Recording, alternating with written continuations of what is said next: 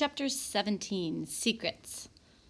Saturday morning, Ma and Pop, Ray and Lita were going to the cafeteria. Pancakes, the only food Avalon cooks right, though margarine and syrup help a lot. I'll catch up with you, I say, turning back to the room. I think the key is in the box. There's all kinds of junk inside it. Some belts, Pop's Yankees mugs, some t-shirts and underwear. My fingers claw. Got it. A tiny key on a ring. Click.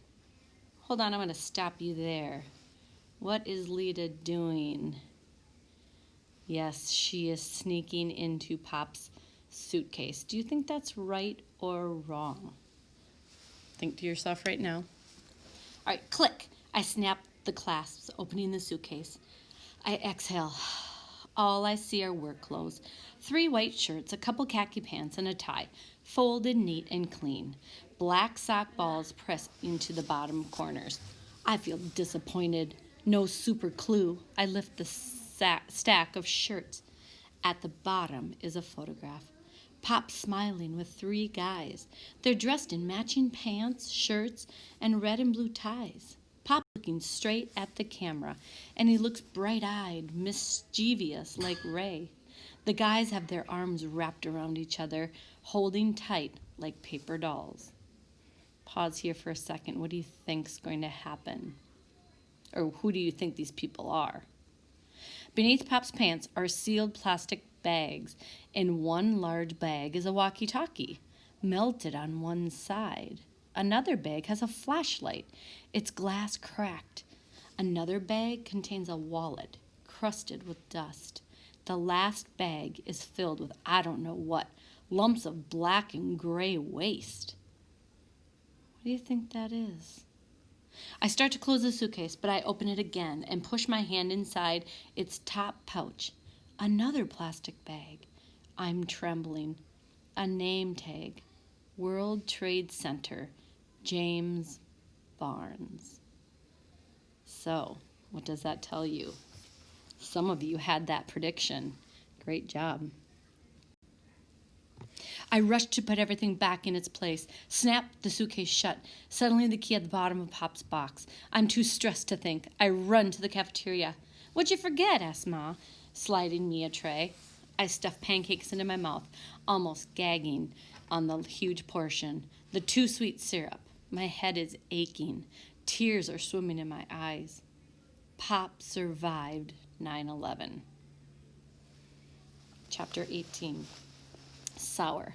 Turkish delight. Sabine puts a square canister on the lunch table. Ben and me smell roses as she spoons as soon as she opens the box. Take one. The pink powdered sugar squares are soft and chewy. This is better than store candy, I say. Delicious. Sabine grins. My mother will be so happy you like them. Ben bites. Edwin loved Turkish delight. I wonder what it tasted like. Who's Edmund? Sabine and me giggled that we asked at the same time. A character in The Lion and the Witch and the Wardrobe. Ben reads everything. I'll read it, says Sabine. Better ask your parents. It's pretty Christian. A Muslim can't read Christian stories. A Christian can't read Muslims. Outraged, Sabine looks like a puffed cat. Sure they can. I just don't want you to get in trouble. Sabine sighs. Father wouldn't mind. Father says sharing ideas is good. And he also says, since 9/11, Muslims have to be careful. People think we're all terrorists. You're not a terrorist, swears Ben. Sometimes I get picked on for my scarf. It's Wednesday. Sabine's wearing blue. Whispering head down, Sabine leans closer. When I'm at the store by myself, the cashier sneers. Go back to Saudi Arabia. Sabine throws up her hands. Turkey's closed to Greece, 2 countries away from Saudi Arabia, a separate country. I want to ask, why Saudi Arabia? Instead, I grumble, people shouldn't pick on kids. Folks shouldn't pick on anyone, says Ben. All 3 of us pop another Turkish delight into our mouths. I knew blacks were discriminated against. Also poor people, homeless people. I didn't know Muslims were too. Religious freedom, I say, chewing. Sabine and Ben both nod. I swallow rose candy, then blurt, Pop survived 9/11. What? What'd you say? My father survived 9/11. It's like the cafeteria had fallen away. Sound has been sucked out. There's no sense of anyone else in the room, just me, Ben, and Sabine. I squirm, feeling desperate inside. I want to see it. I say, what happened? All of it. How could a plane by itself make the towers disappear? Oops. Sorry. Oops, that was right. What happened? All of it. How could a plane by itself make the towers disappear? Any computer can show us, says Ben. A school library? Not a good idea, Sabine says flatly, shaking her head. Pop's happy our teachers won't show any video. I don't understand. If Pop was there at the two towers, why can't I see it? Sabine, have you seen what happened to the towers? No, but my family talks about it a lot. With an internet connection, anyone can see. At school, the public library, home, anywhere. Ben digs in his pocket. My smartphone. Sabine grips his arms. Maybe we shouldn't.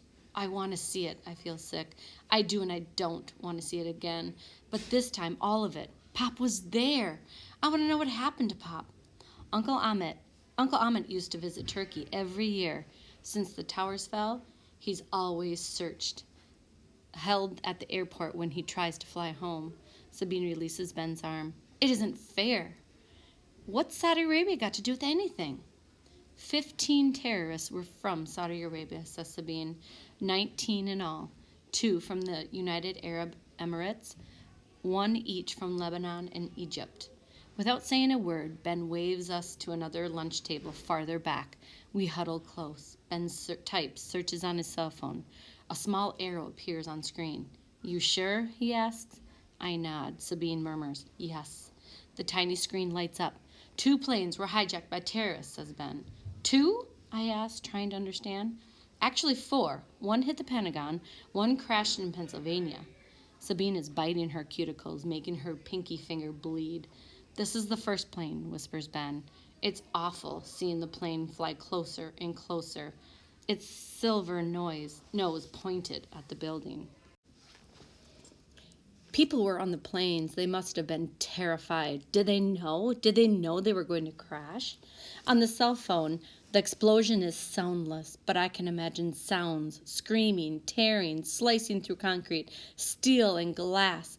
The building's structure shudders. People shout, call, and cry. Peering, leaning over the phone, we watch. I hear Ben and Sabine breathing. 17 minutes later, the second plane crashed into the south tower. Don't look at this part, warns Ben. Shut your eyes. Sabine closes her eyes. Me? Of course I'm going to look. What? My brain and eyes don't work. I don't believe what I'm seeing. My brain says it isn't so. People are falling. No, leaping out windows, escaping fire, heat, suffocating heat.